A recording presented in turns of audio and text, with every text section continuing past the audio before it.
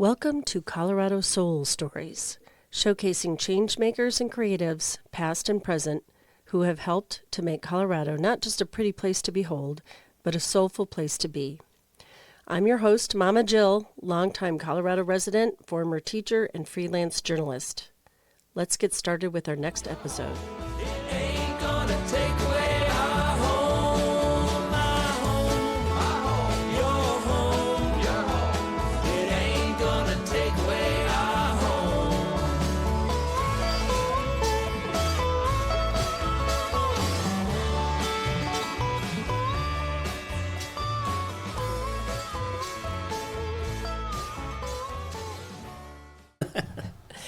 Hey there, welcome to Colorado Soul Stories. This is Mama Jill, and we're back at Stewart Street Studios. I don't think you'll hear the dog because she seems to be taking a nap. I'm here with Teague Bohlen, who is a Colorado Book Award winner, a associate professor of creative writing at UCD, and some of you might know him for his articles in Westword. Welcome, Teague. Thank you for having me. So glad to have you here. We'll start off with the fact that you've got a book coming out in less than a month. Another book. Yeah. Yeah. Escaping Denver is the name of it, which I wrote an article for Westword sort of introducing it. And I said in that article that it's ironic that I ended up writing a novel with that title because that was my plan.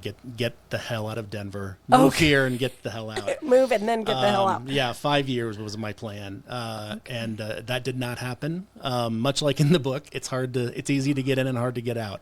So can't afford to get out. It was an amazing sort of coincidence or maybe it was that old aphorism about success being a combination of luck and readiness.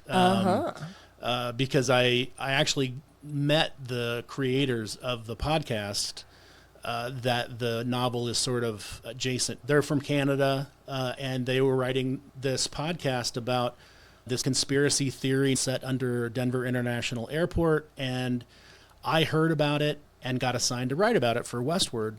And I did. I interviewed them, and it was cool, and they were sort of nerds like me. And they ended up doing that podcast for a couple years. They're still doing it. The fifth season is just dropping, I think, next week. Yeah. And that's the final season of the podcast, at least the story that they're telling. Okay. And I interviewed them a second time because they were talking with TV producers at the time. And I don't know where that is right now in the process, but I did interview them twice. And both times they were great, fun to talk to.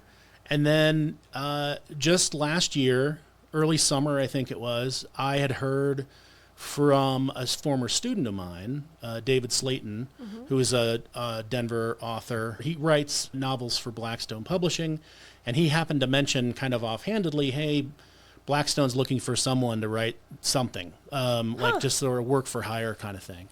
And I really on a lark, I thought, well, that might be kind of fun. I didn't even know it was Escaping Denver at the time. And I got in touch with him, and I was like, oh, I know what that is. So they pitched that to you to write, and you were already knew about it. I already knew about it. He wasn't even pitching it to me. He was just sort of putting it out there and saying, hey, they're looking for someone. And so I got in touch with them, and they remembered me from the interviews that I did for Westword, and they said, yeah, let's do it. Let's do it. And it was great because what I didn't know when I was kind of looking into the job was that it was really a standalone novel. It wasn't a novelization of the podcast. It was its own thing. And what they really wanted was a writer who knew how to write a novel, because they did not, as they will readily admit. The podcast people. Right. Yeah. And they wanted a writer to come in and create this sort of standalone novel that was in that world, but otherwise unattached. Different characters, different everything. But it mentions the podcast. And, it does mention the podcast. Yeah. The cool conceit of the novel is that the podcast is a real life thing in the narrative world of the novel. So the podcast exists, and the characters are actually responding to the podcast in terms of what they do. They're going out to verify if the podcast is a real thing in part. So I started reading your book. So I got an advanced copy. I got lucky. I highly recommend it. It's a page turner. I was on the edge of my seat. I see a movie, definitely. Yeah. We'll have to hear how that progresses. Yeah. That possibility. I'll keep you posted. Fingers Absolutely. crossed. Yeah, that'd be great. But so it starts off kind of just mystery adventure, but then it turns into what I would call maybe fantasy. How would you? I think it's. I mean, genre is that? Genres are so. It's all Interchangeable. marketing, Yeah. It's really all marketing. I think it's fantasy, sci-fi, conspiracy, thriller. Yeah. It draws from a lot of different things for sure. It sure does. It really does. And part of the fun of it is just how available it is to include whatever we wanted to throw in there. Yeah. So the podcast was sort of the same way. I mean, like for a podcast that was really all about escaping this sort of conspiratorial labyrinth under DIA, they had, Bigfoot was a character. Oh, they did? Yeah. Okay, I haven't gotten as far. They were definitely embracing the cryptid sort of stuff. Yes. And so that was a big part of what they wanted me to sort of explore in the development of the novel was, whatever you're into, see about throwing it in there. And Wow. so I was able to really just go nuts and have fun. Okay. And explore these different aspects of not only science fiction, but some fantasy stuff too. And I think it's definitely still based in the real world, but but it's a breezy read that's meant to just be fun. Absolutely. Yeah. Although I had a lot of questions at the end, Okay. which we're not going to spoil anything. So Yeah, I'm going to yeah. have to just live with that. But There are some I can't help. I mean, I'm as interested in politics and the truth being out there, to borrow something from the X-Files, but I couldn't help but there's some philosophy in there. Oh, I appreciated that. There's Yeah. some there's some literary reference, there's some Yes. film reference, there's a lot of stuff. Which is served through the variety of characters you provided. Yes, I yeah. love that when Yes. you can get to know this group. So I wrote in my notes as I was reading it, it's a cross between, whenever you have a group, whether we've talked about even just the show Friends, that you Right. get to know them Right. and care Yeah. about them or Yeah. or not like them or whatever you feel. You feel something when they're Yes. well developed. Yeah. And I definitely got to know each character. I had a vision in my head for each character. Some of them, people I know or Sure. celebrities or whatever.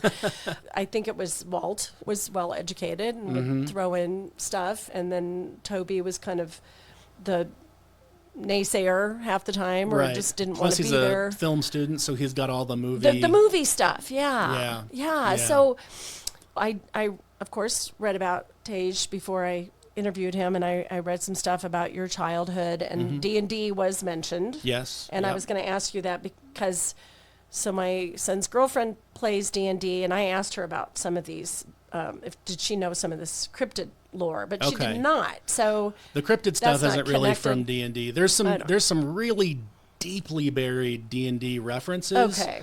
But you'd have to be a real geek Really like into me it. to, and be be in the right mind space to notice it. That was more of a fun thing that I was doing in the process.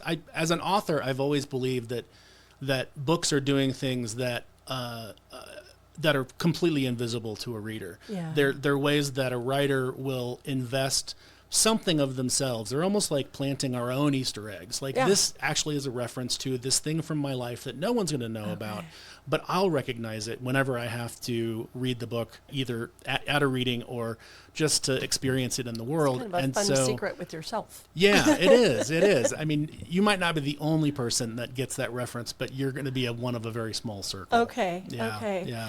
So did you have to do a little bit of research on some of those? I didn't. No. I didn't. I wish to some degree. I mean, I did do some research just to verify Okay. certain details. I can't think of anything that I went looking for and just sort of discovered and said, "Oh, that's cool. Okay. I'll put that in." So This was all just out of my head. You had these things. So I did look up some Yeah, stuff because yeah. I'm like, did he make that up or do other people believe in this? Like I can't say the name of the dogs, but how do you say that? Oh, Chupacabra? Chupacabra. It reminds me of Chewbacca a little bit. Right, yeah. Not at all like Chewbacca because he's a little more friendly. And some of that came from the podcast. The Chupacabras Yes. were from the podcast. Yeah. And so we were borrowing liberally from the podcast in ways that wouldn't make it so that you had to listen to the podcast in order to understand the novel, and vice versa. You don't have to read the novel to understand the podcast. Yeah.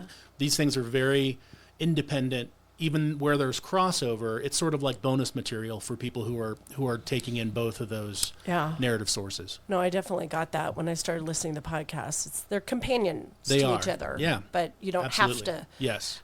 Do you think there'll be another one, another book, or is it too early to say that? I know we're all hoping and planning for it. Okay. I mean, I'm sure it depends on how well this one does, but I know that the guys on the creative team up in Canada really want to do it, and Okay. I'm totally game for it, and I'm already taking notes on Yeah. things I want to include Okay. in that next one. I can totally see it. I mean, Yeah. I mean, this one, it's not. I don't know if that it ends on a cliffhanger per se, but it's definitely open to where. it was for me. Where- I'm like, damn it, what happens? Yeah. There's closure, I hope. There's closure. There's but a little there's, bit, Yeah, yeah. but there are certainly lingering questions. And I think that's pretty natural in terms of a group going out to More find the realistic. truth. You're not going to find the whole truth No. in one pretty little package. No. So So I respect that. yeah. I respect that. I mean, I'm kind of like to tie things up. I very much did that in my own book. Not that really is how my life is. It's- Right. So like, that That's was the fantasy balancing for me. act, though, right? Yeah. Of any kind of ending, whether you're talking about an article or you're talking about a novel or a short story or any piece of writing, it has to have a sense of finality. I tell my students this all the time. It's all smoke and mirrors. It's all illusion.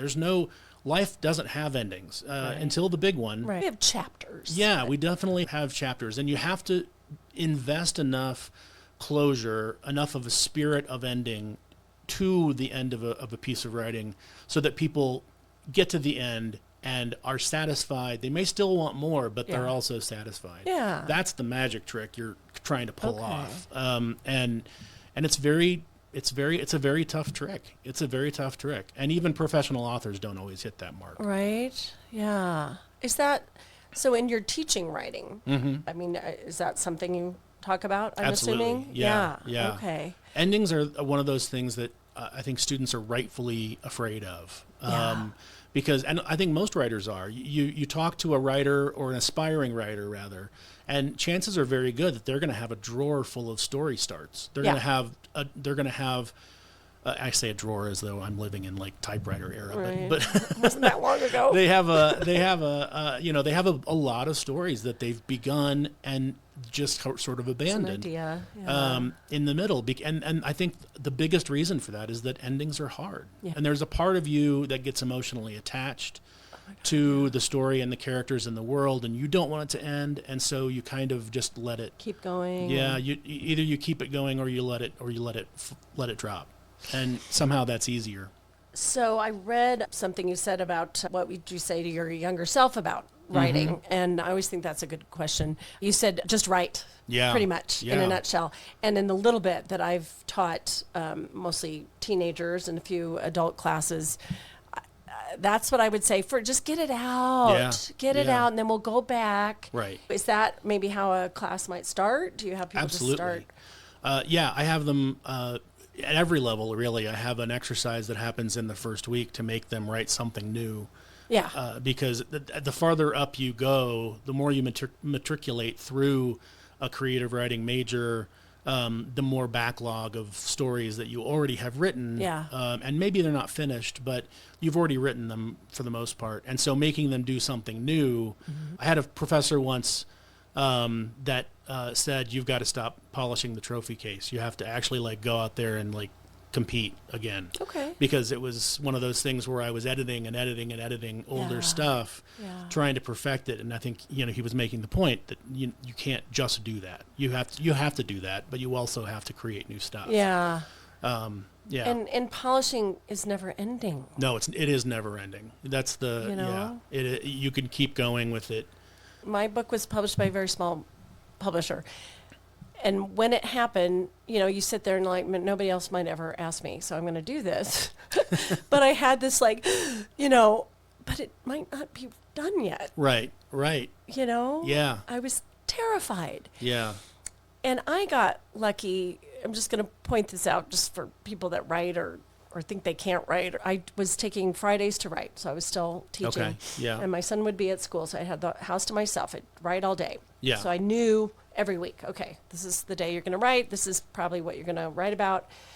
And one day I got a little burned out and went to lay down, turned on some like ambient music, and I had kind of I call it a vision. It was like a little dream. And it fed me the ending. Yeah. And I love my ending. I don't know. I kind of don't care if anybody else. It kind of gave me closure about That's awesome. my life, and it was attached to Jack Kerouac on the road. Something about the last thing. That's what the last chapter is called. But I feel like I got lucky with that because I got my ending before I finished writing, and then that helped me put it in a little bit neater package. It does. It helps. I tend to write. I didn't write Escaping Denver this way, but in every other long work that I've done, I always have. I use this technique that they sometimes call the islanding technique, where you're writing small blocks of narrative at the beginning, a bunch in the middle, and then at the end. Okay. And then the idea is that gives you a skeleton to then flesh out, right?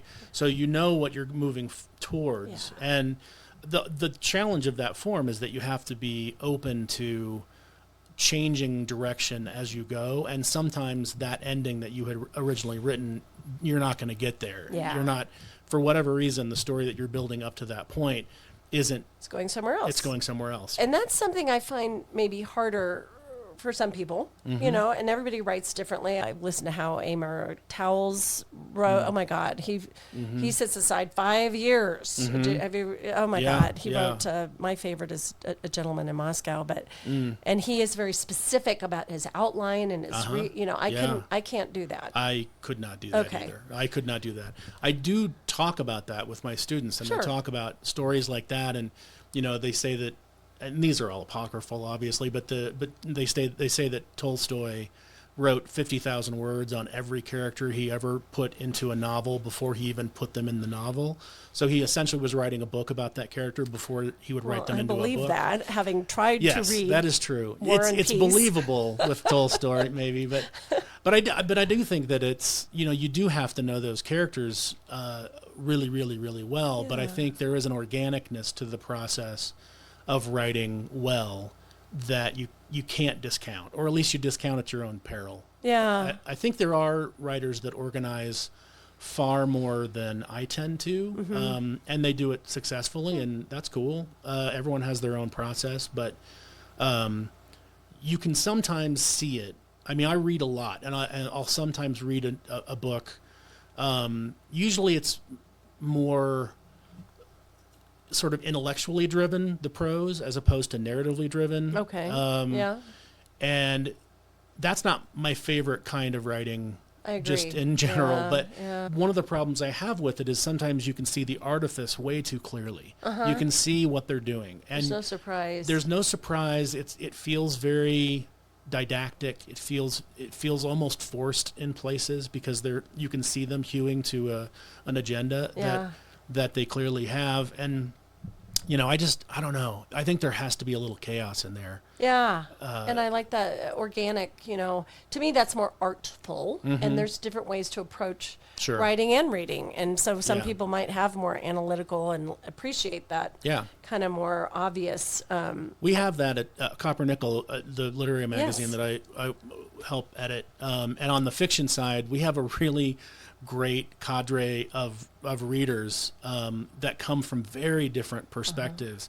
And I'm sort of the traditional narrative guy. Like, I want robust characters. I want to see the setting. I want to feel it. Yes. I want to, I want the dialogue to ring true. I want there to be dialogue.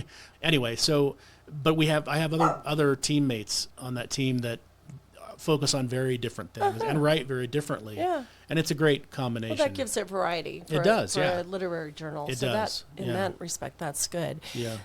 So let's go back to character development. I wrote a memoir and I news write. So I have never developed fictional characters myself. Yeah. So how does that start? For Escaping Denver, it started because all I was given from the team, they did give me more or less the cast that they wanted, but it was just types. Literally, they would send me, they pulled a photo of some random person from the web to give me an idea of the physicality that they were talking about. We didn't really stick to any of that, but it was an interesting thing to start from. Starting point. And then really qualities. Like we knew that Walt, they didn't even have names. I was naming them. They said there's this sort of high school teacher type who, is very earnest, and he's a dad, and all these different. But it was, he was all kind of the dad of the he group. was, yeah, he is. And then they have these traits, right? And this is an exercise I have my students do too. I'll be like, you have to over detail a character to really get to understand who they are and how they will react. And if you understand a character well enough, you can just put them into a scene and sort of just hit the on button and see and sort of mentally watch what they do and how they act and what they say. What would that person have said? Right. Yeah. But you have to know them first. You can't be operating from a completely blank slate. So the part of it is just knowing enough about them before you put them into a scene that they can operate freely within that scene in a true feeling way. Yeah. Yeah. Would you say that in order to do that, you would be a observant person of people and of just life in general? I think most authors are. I think most writers are. Yeah. I mean, I think so. And I don't think this goes back to like this idea that writers have to wear many hats. Like the fact that I'm a novelist and I also write flash fiction and I also write articles for Westword and I dabble in creative nonfiction.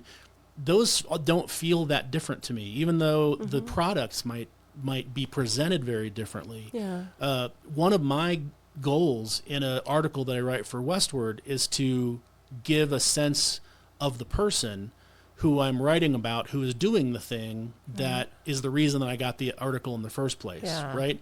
So just, for example, I'm working on a couple of articles that are about arts in the prison environment. And so I'm actually talking about the people who are doing that work as much as I'm talking about the work itself, because that's how we access idea. We access truth, if you will, through character perspective. And that's the only way we can access Connection. it. Yeah, it's the human reason. connection. Absolutely, it is the reason why literary pursuit, literacy itself is just sort of training for being an empathic person. Right. It's how you understand and come to accept that other people are going to have other experiences, and that's not only okay, it's like it's really cool. It's very it's cool. what makes all of this interesting. And I feel like we need more of that For because sure. we're so detached right now. If this was written down, I would underline all of what you just said because I mean, my husband, sometimes he thinks I'm weird, right? I'll be analyzing a friend or something. Right. And I'll be like, how do you see that? Or I'll analyze something he did. And he was like, I didn't mean it that way, And I'm like, are you sure? Because I do notice all these things, but I perhaps don't have enough artsy friends that could maybe kind of identify with and me not feel like I'm being this weirdo that's analyzing everybody or something, but I'm curious. Yeah. You have to be curious. Yeah. That as a writer, I think as an artist of any type, you have to have a curiosity about what you're taking in from the world and how you feel about it, how you're contextualizing it, and how you witness someone else doing the same thing, because it's probably not in the same way that you are in that moment. And so I have my students do different exercises throughout a semester that sort of are about this very thing. I have them do one where they go and eavesdrop on a conversation in a public place, and then they transcribe it, and then they have to turn it into a dialogue, and it does so many different things. That exercise, it's about how dialogue is again an illusion. It's not precise dialogue is Yes. not the way we speak in real life. Right. Thank you. Yeah. And so there's a lot of differences there. But it's also about understanding a character in a way that is outside of you. And that is absolutely necessary practice for a writer, of any type. I mean, I think good articles are always at least some part of that writer responding to what they're experiencing in the subject. So you've got to practice all of those things, and I think it behooves most writers to recognize that early on, because it's easier to practice when you're doing it purposefully. There's so many benefits to that, and being able to see other perspectives and outside of our own, and challenge ourselves a little bit. That's why I think most writers have some sort of recording device that they carry with them all the time. It's much easier now with smartphones. But back in the day, I remember most writers that I knew had a little pad of paper and a writing utensil stuck through the spirals. Well, that's still me. Right here. Here's it's even a spiral. There you go. From the dollar store. I've got them all over the place. I need to graduate. I'm a big, I don't think so. I still do a lot of my writing freehand first. My only complaint is some young writers have interviewed me, and they're young, some of them were students, and the speech to text messed up. Oh, yeah. And some word I said turned into confetti. And they printed it. It was about the Elchapultepec, preserving the Elchapultepec, and it was kind of an important thing. And I said I wouldn't have said confetti. I'm like, I think we need to fix that. Right, right. And then I just said, just an FYI, if something seems a little off that way, it's very acceptable. Go back to your source and confirm. Yeah. This is why I don't use speech to text stuff. It has not been perfected. I don't know that it ever could be, really. I mean, thank God, so we can still have jobs. Right. You know, my goodness.